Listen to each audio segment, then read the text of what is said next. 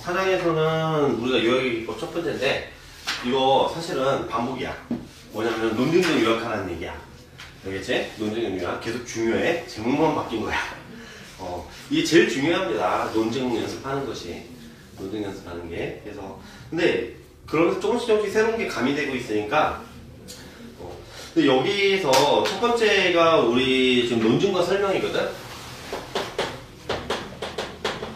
논증과 설명을 이제 구별하는 건데, 여러분이 실제로 제시문을 보고도 구별을 해야 할 필요는 없어요. 꼭 그렇지는 않아. 근데 이것을 설명하는 것은 왜 그러냐면은, 거의 대부분의 제시문들이 논증적인 글이야. 근데 선생님이 이제 논증이라고 얘기할 때 앞에서는 포괄적으로 얘기를 했었는데, 여기서는 살짝 이 구별이 됩니다. 구별이 돼요. 그래서 어떻게 되냐면, 논증하고 설명이 두 개가 똑같지는 않아요. 같지는 않은데, 어떠냐면은 이게 다 논증 구조로 되어 있어. 글이.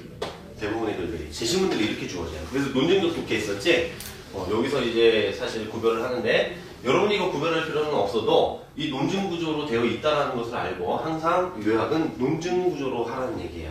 논증 구조가 뭐예요?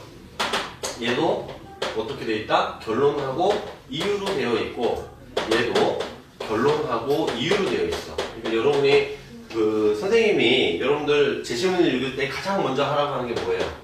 요거지. 주제어 찾기, 그 다음에 뭐? 결론 찾기, 그 다음에 이유 찾기. 이유 찾기. 요거야, 요거. 주격이. 주제어, 결론, 이유. 그래서 주제어 찾고 물으라고 그러지? 주제어 찾고서 어떻게 물으라고 합니까? 요거. 이 주제어에 대해서 저자는 뭐라고 얘기하고 있는가? 이거 물으라고 그러죠? 그 다음에 왜 그런 결론을 유도하는가? 이렇게. 요걸 항상 찾아갖고 접근을 해야 된다는 거예요.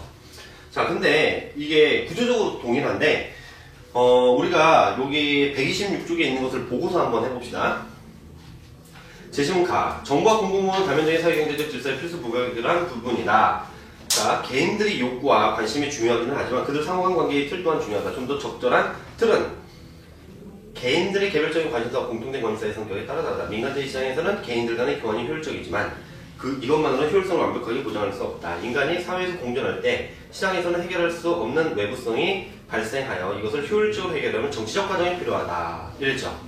그치? 공공정책은 시장의 자연적 질서에 해치려고 개입하는 것이 아니라 다른 유형의 문제들을 처리하기 위해 똑같이 정당하고 자연적인 방법으로 개입하는 것이다. 여기에서 보면은 이 중약 앞에 맨 첫 문장에서 사실 결론이 나왔죠. 정부와 공공부는 다면적인 사회경제적 질서의 필수 불가결한 부분이다. 이거 뭐예요? 제시문 가에서 정부와 공공부문 얘기하는 거죠. 그냥 줄여서 어떤 거야? 정부가 뭐 해야 된다? 개입해야 된다는 얘기야. 정부가 개입해야 된다. 왜 그러냐면은 지금 여기서 나올 때 그 다음에 효율성을 완벽하게 보장할 수 없다고 그랬지. 시장에서, 민간제 시장에서. 그지? 왜? 여기서는 외부성이 발생할 때. 외부성이라고 했는데 이게 여러분들 그 경제에서 나오는 외부 효과야. 외부 효과. 혹시 다음에 기회가 되면 설명을 해줄게요. 외부 효과라고 하는 것은 거래에 참여자가 아닌 사람, 시장 교환에 참여하지 않은 사람에게, 아는 제3자에게 영향을 끼치는 것을 외부 효과라고 불러. 외부 효과라고 불러. 예를 들면은 대표적으로 자동차를 사서 거기다 휘발유를 넣고 타고서 운행을 해요. 거래를 한 사람, 자동차 탄 사람, 아니면은 이제 주유소하고 거래를 했죠. 그런데 내가 자동차 타고 다니면서 매연을 뿜고 다니지. 그러면서 나하고 아무 상관없는 제3자들, 여러분들에게 이제 그 매연으로 악영향을 끼치죠. 이런 것을 부정적 외부 효과라고 해요. 그걸 외부성이라고 해요. 그래서 이제 외부성의 문제 때문에 그래요. 이 외부성은 시장이 효율적이라고 하는 것을 부정하는 대표적인 반례가 됩니다. 그것을 부정을 해주는 이제 사례가 되는 거야.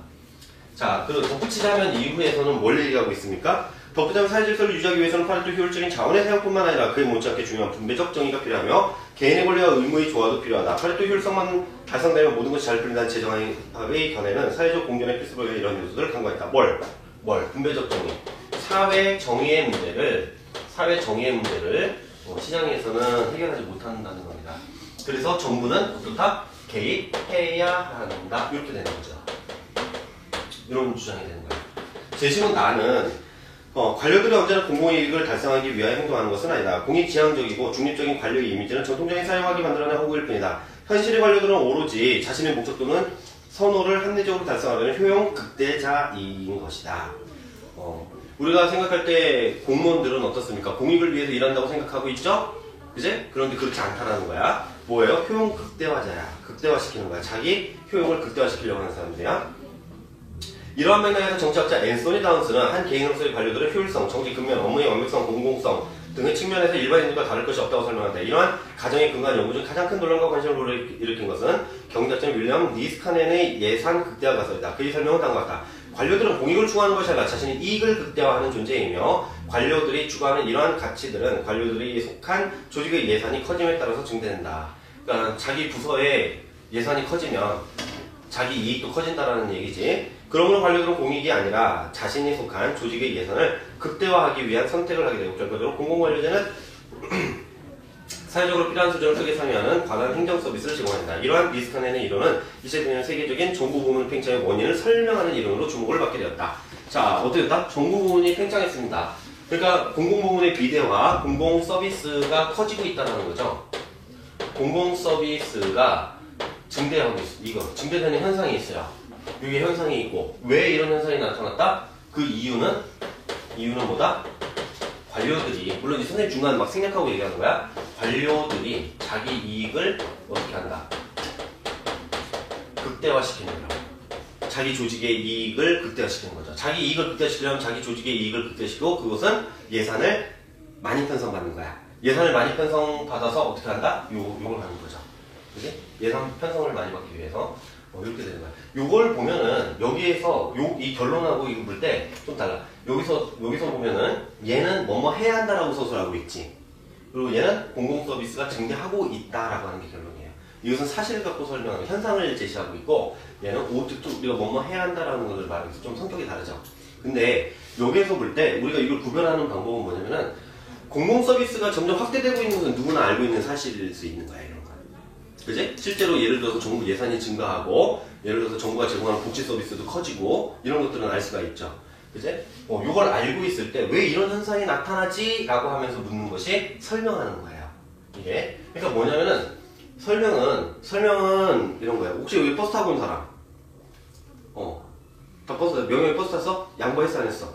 자리. 앉아서 왔어? 서서 왔어? 앉아서 왔어? 우리는 알아, 이제. 명혁이가 앉아서 왔어. 버스에서 앉아서 왔어요. 이걸 알고 있죠. 알고 있는데 궁금해. 명혁이는 대단히 착한 학생인데 왜 앉아서 왔지? 양보를 안 하고? 그러고서 이제 그 이유를 찾기 시작하는 거야. 그 시간대에 주말이라 사람이 없어서 앉아서 올 수 있었다. 아니면은 사람은 많았는데 노인이 없었다. 뭐 그렇게도 될 수 있지. 아니면은 평소에는 양보를 하지만은 오늘은 다리가 너무 많이 아파갖고 가방도 너무 무겁고 해서 자기가 앉았다. 뭐 이런 이유를 제시할 수 있죠. 결론에 대해서 우리가 전부 다 알고 있는 거야. 모두가 알고 있는 결론에 대해서 왜 그런 결론이 나왔을까? 왜 그런 결과로서의 현상이 나왔을까? 그 이유를 제시해갖고 이걸 설명하는 거야. 만유인력 법칙 같은 경우로 보면은 이런 거죠. 사과에서 나무가 툭 하고 떨어졌단 말이야? 왜 떨어졌지? 다 알죠. 떨어진다는 거 다 알고 있지. 근데 왜 떨어졌지? 학교 폭력이 만연해.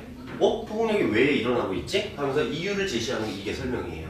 이거에 대해서 우리가 전부 다 동의하고 있다는 것이 여기서는 중요해. 그런데 논증이라고 하는 것은 이 결론에 대한 동의가 없어요. 이거 분분해, 의견이. 정부가 개입해야 된다는 주장도 있지만 정부가 개입하지 말아야 된다는 주장도 있죠. 어느 것이 하나가 참이라고 얘기를 할 수가 없지. 그지? 버스에서 자리를 양보해야 하니? 대부분은 양보해야 된다고 생각하지만 어떤 사람들은 양보할 필요가 없다고 주장하는 사람들도 있단 말이야. 그지? 외국에 같은 데는 그렇게 양보 잘 안 한다고. 우리나라 사람들 가갖고 양보하면 놀라죠. 그지? 여기는 결론에 대해서 동의가 안 일어난 거야. 동의가 안 일어났을 때 이거에 대해서 동의를 하게끔 만들기 위해서 이유를 이렇게 제시를 하는 거예요. 이런 것이 논증이야. 이해되니? 그래서 원래 논증하고 설명은 구별이 되는데 실제로 여러분이 그걸 구별할 필요는 없고 제시문 이렇게 얘기하는 이유는 논증으로만 제시된 글이 있는 것은 아니에요. 설명하는 글도 되게 많단 말이야. 그래서 이것을 구별해서 이해를 시키려고 그런 거고, 이 둘은 전부 다 논증 구조로 되어 있어요. 결론하고 이유라고. 그러니까 항상 여러분 지점 읽을 때 이렇게 읽어내는 거야. 그래서 여기는 그래서 우리가 맛보기로 논증을 한번 논증하고 설명을 구별하는 것을 한번 해보자라고 하는 거지. 129쪽 봅시다. 현재 한국 시장에서 외국인 자금을 대거 이탈하고 있다. 미국의 금리가 인상되면 기업들은 이자 비용에 대한 부담으로 인해 신흥국에 투자한 자금을 회수하기 때문이다. 그런데 미국은 머지않아 금리를 인상할 것이라 예측되고 있다. 자, 여기서 현상이 나타났죠. 어떤 현상이 나타났어? 대거 이탈하고 있어요. 그래서 왜 이탈할까? 이런 질문을 던진 거지. 그거에 대해서 이하에서 대답을 하고 있는 겁니다. 그래서 이건 설명이에요. 그지? 결론은 외국인 자금 이탈이죠. 그지? 이유는 금리 인상이 예측되기 때문에 금리 인상을 통해서 신흥국에 투자한 돈을 회수하는 거죠. 자, 페이지 넘겨서 다음 제시문이 논증인지 설명인지 구별해 보시오. 우리는 정부의 모든 발표를 액면 그대로 믿어서는 안 된다. 정부는 국민들의 지지를 얻기 위해 유리한 자료만 발표하거나 때로는 통계를 조작하기까지 하기 때문이다. 자, 이거 결론은 뭐야? 우리가 정부의 발표를 그대로 믿을 수 없다는 게 결론이죠. 그지? 근데 이거에 대해서는 동의를 할 수도 있고 하지 않을 수도 있죠. 그지? 왜 정부 자료를 안 믿어? 라고 말하는 사람도 있을 수 있단 말이야. 그래서 이 사람은 뭐야? 정부 자료를 믿을 수 없다! 라고 하는 것에 대한 근거를 제시하고 있단 말이야. 그지? 그래서 이것은 이제 논증이고. 연습 3번 봅시다. 지구온난화에 대한 책임은 대부분이 선진국에 있다. 그동안의 산업화로 경제성장을 이룬 서구 선진국들이 지구온난화의 주범인 온실가스 대부분을 배출했다. 그러므로 따라서 이런 것은 결론짓이어야 그 다음 문장이 결론이 될 가능성이 큽니다. 선진국들이 이제 와서 또 개발도상국들에게 온실가스 감축을 동등하게 요구하는 것은 잘못된 것이다. 선진국들은 개발도상국들이 온실가스 감축을 동등하게 요구해서는 안 된다. 이게 결론이죠. 그지? 이건 뭐예요? 논증이죠, 논증. 그지? 동의를 선진국들은 하겠어, 안 하겠어? 안 하죠. 같이 줄여야 돼, 동등하게 지금부터. 이런 얘기를 하겠지. 그래서 이것을 받아들이게 하려고 과거 책임이 선진국에 있다라고 하는 그런 이유를 제시하고 있습니다. 연습 4번. 뮤지컬 명성황후는 세계화에 대한 열망을 갖고 브로드웨이에 진출했지만 한국의 문화적 특성만을 강조한 스토리라인, 음악 그리고 의상 등을 전면에 내세운 결과 세계인의 보편적 공감을 얻는 데에는 성공하지 못했다. 이것은 논증이의 설명이에요? 이건 설명이죠. 설명이야. 실제로 이제 명성황후가 별로 인기를 얻지 못했단 말이야. 실패했어요. 실패했어. 왜 실패했을까? 너무 한국적이어서. 자, 연습 5번. 다음의 제시문은 논증인지 설명인지 구별해보시오. 동물 세계에는 적자의 효율성을 강조하는 진화론적 사고로는 쉽게 이해되지 않는 행태나 행동이 있다. 예컨대 공작이 화려하고 큰 토리나 가젤의 뛰어오르기 행동은 해당 개체로 하여금 약탈의 위험에, 그러니까 포식자한테 먹히는 위험이죠. 노출시키거나 애써 얻은 에너지를 낭비하게 만들 수 있다. 동물학자 자하비는 외견상 낭비적으로 보이는 이런 행태나 행동이 진화론적으로 발전하는 이유를 설명하기 위해 핸디캡의 원리를 제시한다. 예를 들어 집단 선택 가설에 의하면 가젤의 뛰어오르기 행동은 약탈자의 출현을 다른 개체들에게 알리거나 약탈자를 혼란시키는 집단적 행동으로 이해가 되고 있죠. 그러나 자하비에 따르면 뭐라고 하냐? 그런 행동은 자신이 다른 가젤보다 더 빨리 도망칠 수 있을 만큼 건장함을 과시해서 나 쫓아오지 마 라고서 신호를 보내는 거라는 거지. 이해돼요? 자, 이건 설명이야, 논증이야? 설명이야. 뭘 설명하고 있어요?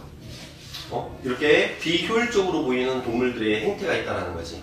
그지? 요것이 현상이고, 그런데 그럼 왜 이런 비효율적인 행태를 보일까 궁금한 거지? 그래서 그거에 대한 이유를 제시를 하고 있습니다. 됐습니까? 자, 우리가 이렇게 해서 이걸 했고,